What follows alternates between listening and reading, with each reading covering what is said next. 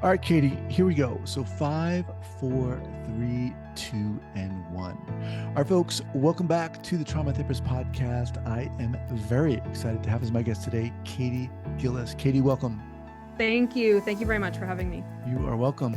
So Kaytee is a licensed clinical social worker, psychotherapist who has been in the field for over 10 years. She specializes in working with survivors of family trauma, family dysfunction, and relationship trauma, including those who've experienced interpersonal violence and abuse. Kaytee works from a trauma-informed and attachment-based lens and uses a combination of psychotherapy techniques that are catered to the individual and the goals she creates with her clients. Kaytee, welcome to the podcast. Before we get going here, share with our listeners where you're from originally and where you are currently at this moment. So I'm originally from northern New England, Maine to be exact. Kind of grew up a little bit in Maine and a bunch of time in Massachusetts too. So kind of just usually say New England. And then I ended up way down here in Louisiana on the other side of the country. Sometimes it feels like the other side of the world, but I'm in New Orleans currently. Okay. What brought you to New Orleans? So I actually went to Tulane for my master's, and it was one of those things where I just knew that I was going to stay. Really? Like I just kind of knew. I told my mom, I was like, oh, I'm just going to go for my master's and then I'll be back. And I think we just kind of knew that wasn't going to happen. I needed a change. I wanted a change. And this was definitely a change. And it's been great. Awesome. All right. So let's get in here. How the heck did you get into this field? So it's so funny because when I was in elementary school, I used to always say I wanted to be a veterinarian. And sometimes I joke that maybe I should have still been a veterinarian. I love animals and that's really what I wanted to do. And then, I don't know, I went into mental health. I went into working with people instead of animals. I don't know what happened, if there was necessarily like a day that I made the switch. I think I kind of always knew that I was trying to kind of resolve my own maybe family trauma. I think a lot of therapists kind of go into the field, to maybe to kind of work through their own stuff or like to help other people or kind of like a combination of everything. And so I think maybe it was like my own way of being like, oh, I'm going to change the world and help the world. And, and so I don't remember there being one day that I was like, okay, I'm not going to apply to vet school, but I studied psychology and then. So it was a slow shift. Yeah. Right. I would agree with you that, it's my eyes watery here, that a lot of people probably get into this field to, work out their own stuff, but it's not always conscious. Exactly. Right. Exactly. I mean, it sounds like for you, it wasn't so conscious. Not in the beginning. Okay. And I do say, I'm sure it's different for everyone. I'm sure there are some people who, aren't in this field for that. But I think for me, it definitely looking back, like now that I'm able to look back with the self-awareness I have now, yes, I was going in to try to help, figure out my own stuff. And yeah. And was there a consciousness or intention surrounding trauma? So no, I actually didn't even realize how dysfunctional my own family and upbringing was until I started my own private practice. And I started, because you always learn about things like domestic violence and family trauma, but it's always something that you learn of from a distance where you're like, oh, those are the families that we're going to be working with as consumers. And, that happens to other people. And I was always, I didn't have any physical violence as a child or in, any of my relationships or things like that. So it was always so hard for me to even put the connection that there could have been trauma or domestic violence. And so then when I started, really private practice and then doing a lot of different jobs and stuff in the field and then just being a lot more aware, and I was like, oh, wow, nope, there was a lot of dysfunction there. And there's a lot of work to be done there. And I started doing the work. Yeah. If you don't mind, what type of dysfunction was there when you were growing up?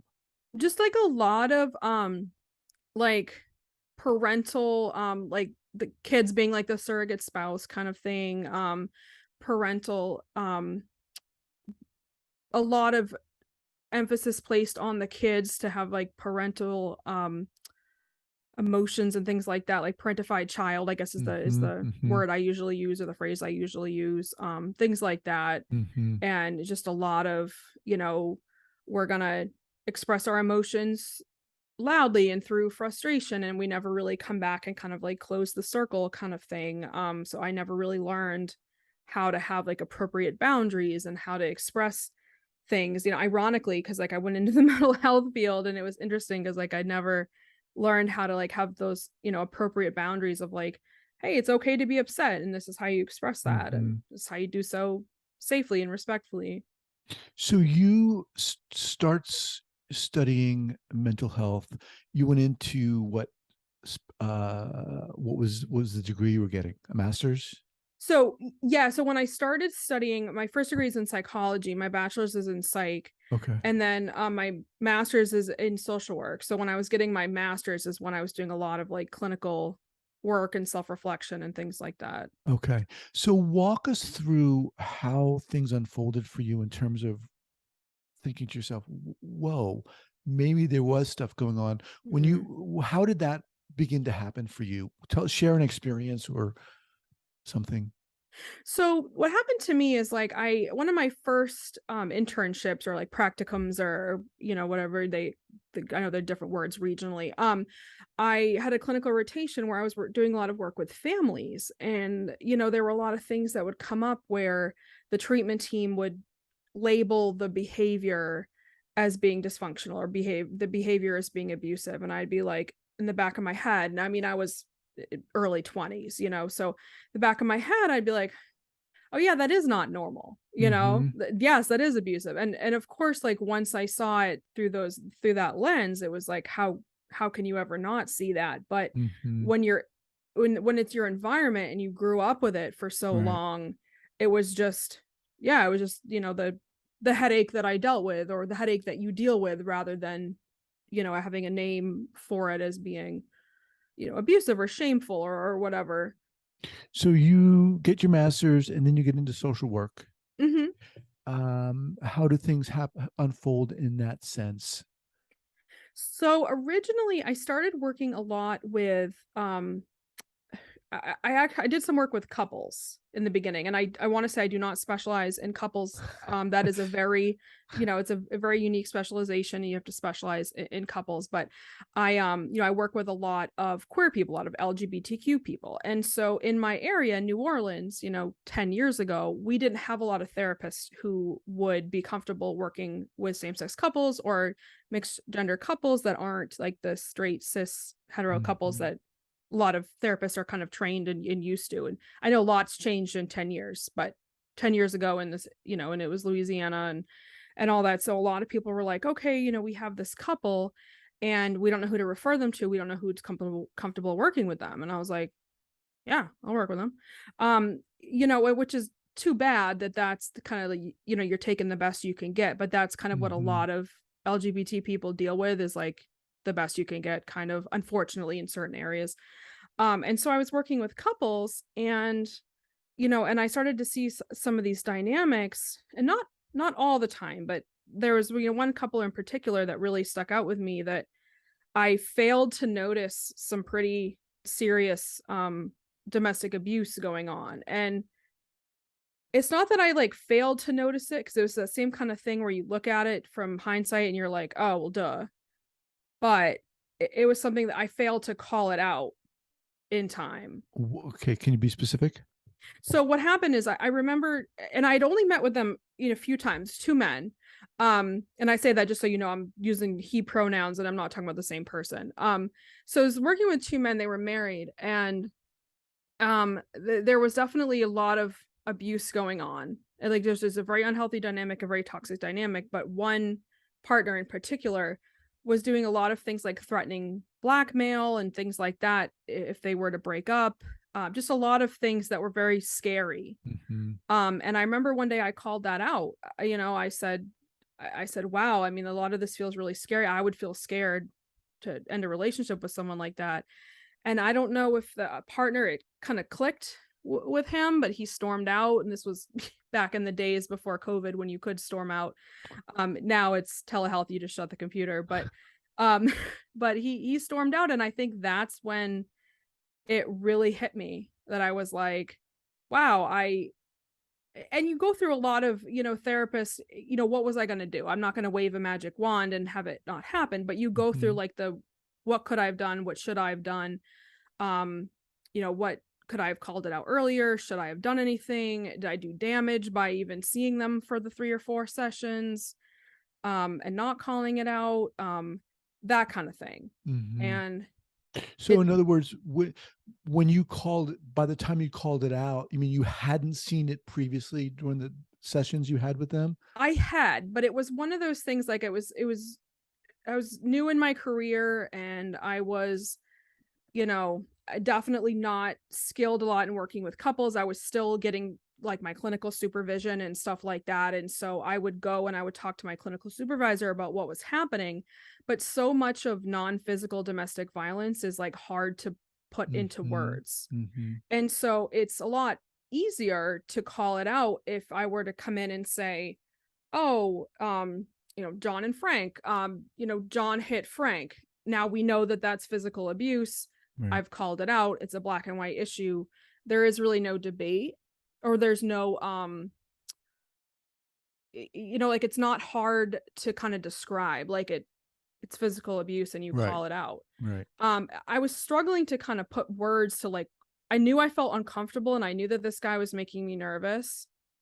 Um Not like I thought he was gonna harm me, but I mean, the dynamic was very uncomfortable, and I knew it, I could feel it. Mhm. And my supervisor kept telling me, "Pay attention to that feeling that you get." Um, but other than that, I didn't know how or what kind of things to I couldn't put my finger on it, Mhm. and now I have words for it, but I didn't then. So at this point in time, you are, as we indicated in your bio, focusing on working with family trauma, family dysfunction. Mhm. Um, Talk to us about how you moved into that field, So, specialization rather, okay, from family dysfunction to or no, just how did you decide to work with these populations? okay, so I found that when I was looking for a therapist to do my own work, 10 plus years ago, um, I found that so many therapists at the time, and I do think it's switching now, but I do think so many therapists at the time really didn't understand or, kind of like you don't know what you don't know until you know it. Right. So many therapists like didn't know the dynamics of family trauma and the dynamics, especially non-physical Hmm. family trauma and the trauma that comes from being a child growing up in that kind of dysfunction. And so it was so hard to find one. And then when I found one, and and it was one of those things like I didn't know what I was looking for until I found her. I just knew that I was like, I don't know if people understand this or maybe I'm the one with the problem. And I remember my therapist like really educating me and teaching me like, no, like there were a lot of dysfunctional dynamics and things like that. And you're bringing that out in your self-esteem and your self-awareness and your day-to-day stuff. And I was like, oh, yep. And so So that at that point you were like, or I maybe at this that is the point yeah, at that point I was like, okay, there's a huge need here. And I uh-huh. realized that I had, after I spent years doing my own work and stuff, I realized, there's a big need here for this. And it also is a big passion of mine. Hmm. I find that when I work with clients who've had um, family trauma, relationship trauma, it's like I get it and I can kind of see the dynamics and things like that. And I feel like it's definitely a passion that I feel rewarded with. Like some people, I know one of your podcast guests, she worked with like eating disorders and things like that. And it was a real passion for her. Um, and it's like the same kind of thing. Like I just knew when I started working with these people, I was like, okay, like there's a need here, there's a hole that I could Hmm. fit and Talk I like more about that. So, and for the listeners here who maybe don't have that it. specialization Mhm. or particular knowledge, give us an insight into what you see, what is needed when you're working with that particular client? Again, people are different, but Mhm. generally speaking. So a lot of times what happens is people will come in to me, or come into therapists in general. And I know a lot of therapists, we can relate to this, that people come in and they're like, I keep having the same problem. I keep meeting, you know, jerks, or I keep meeting, women who treat me horribly, or people who are just, the wrong person for me. And there's this unhealthy pattern that's developing.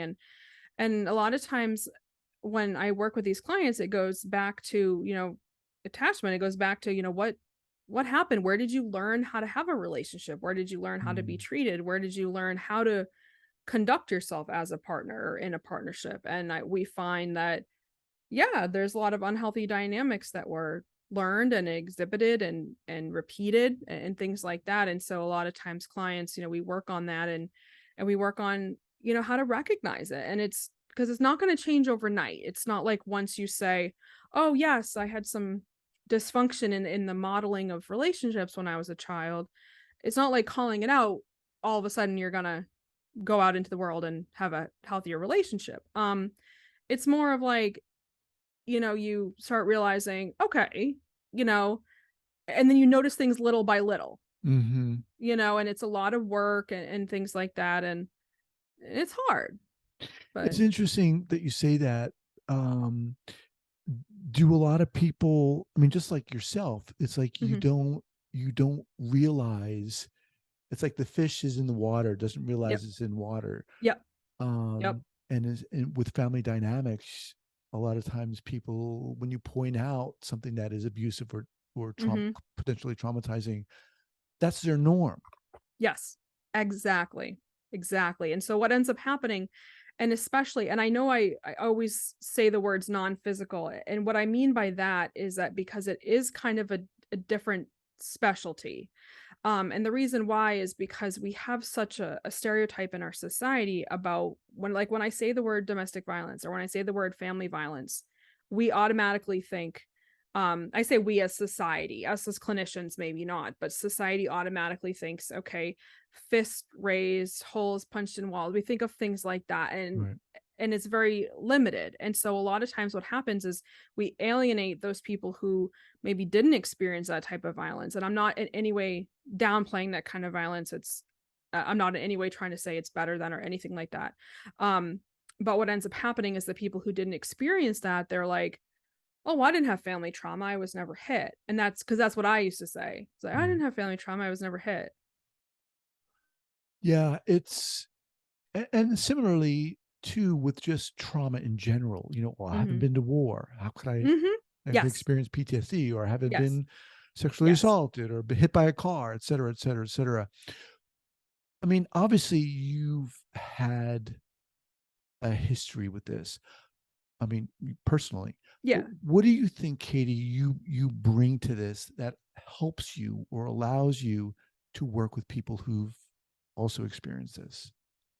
I think after we do a lot of like our own work of our own things that come up, like maybe our own triggers, our own, wounds and things like that that need to be, I don't know if you didn't ever necessarily heal it, but kind of like stitch it up, or heal it for some people depending on the stuff.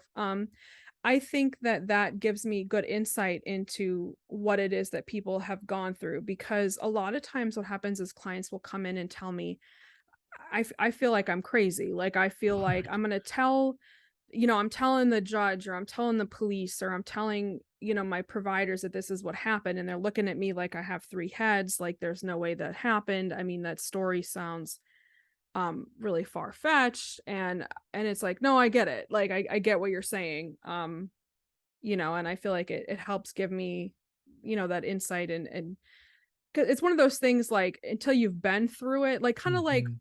use the example, like veterans having gone through war, or, or people who've been sexually assaulted. Unless, a lot of times special trauma is so, I think it was Vesser Bandelkolk who described it as being like you're either in the club or you're out, like when he worked with like PTSD veterans, because it was like, they didn't trust people who hadn't been through that kind of trauma, because they were like, Right. there's no way you could understand, which Right. makes sense.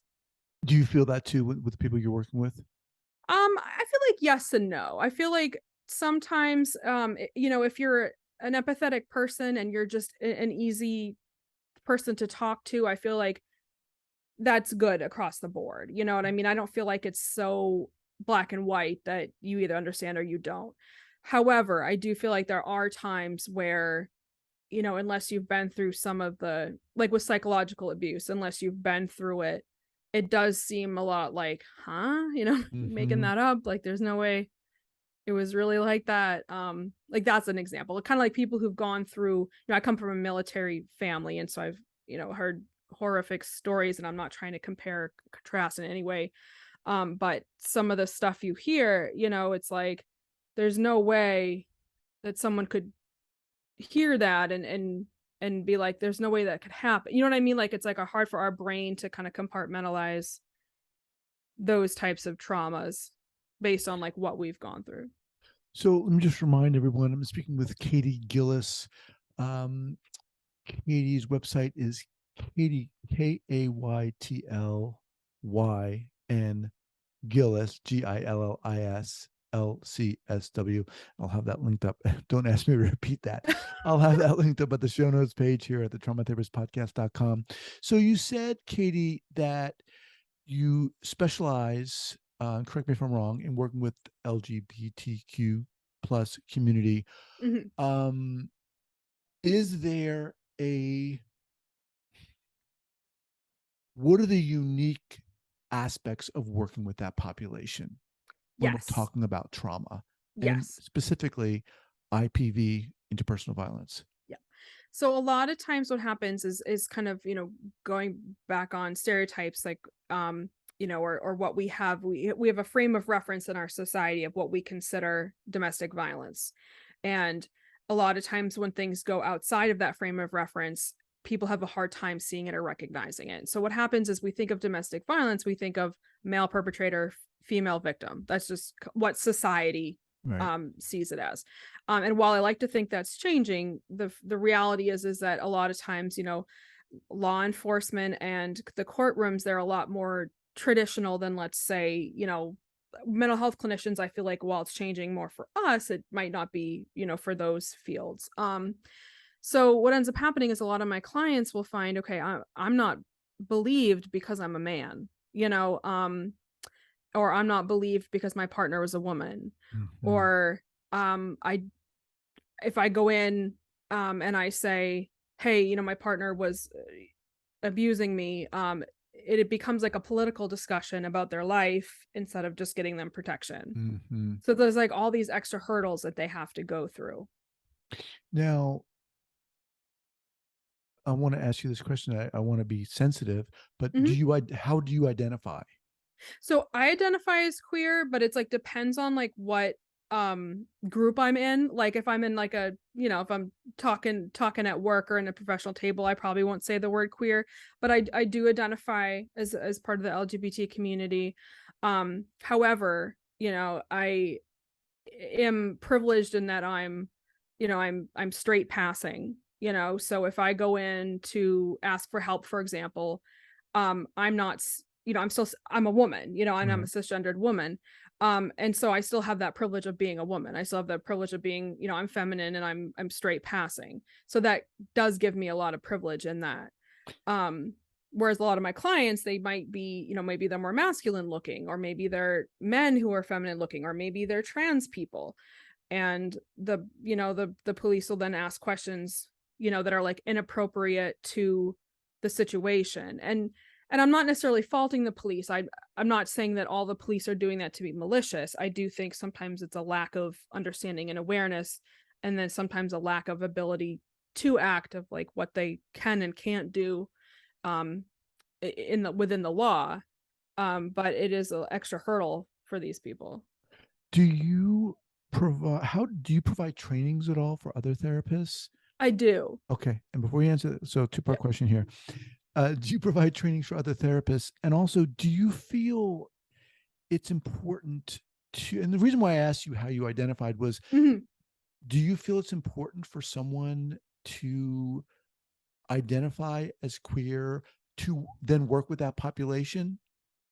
So it I've heard different things from different people. I've heard, I have many colleagues who are transgendered colleagues, transgendered clinicians, and they will say, look, because I'm a person of lived experience, I'm a better fit to provide therapy in like certain areas, which Mhm. absolutely I cannot, as a cisgendered person, I cannot, dispute that, and I respect that. Um, that being said, it's kind of like goes back to what you asked me before. I see both sides to it. I do think there are certain times that people, they don't want to have to educate their practitioner. Like I know that there are times that I'm dating a man right now, but in the past I've dated a woman. And when I go in and I say to my PCP, certain questions will come up, and it's like you have to kind of educate them, and that gets exhausting as the Mhm. client, or as the Mhm. patient. So in that area, I would say it helps, but as long as you're aware and you're um yeah, I guess aware and educated and allied, and that's usually I think the biggest thing, not necessarily. Yeah, I appreciate that.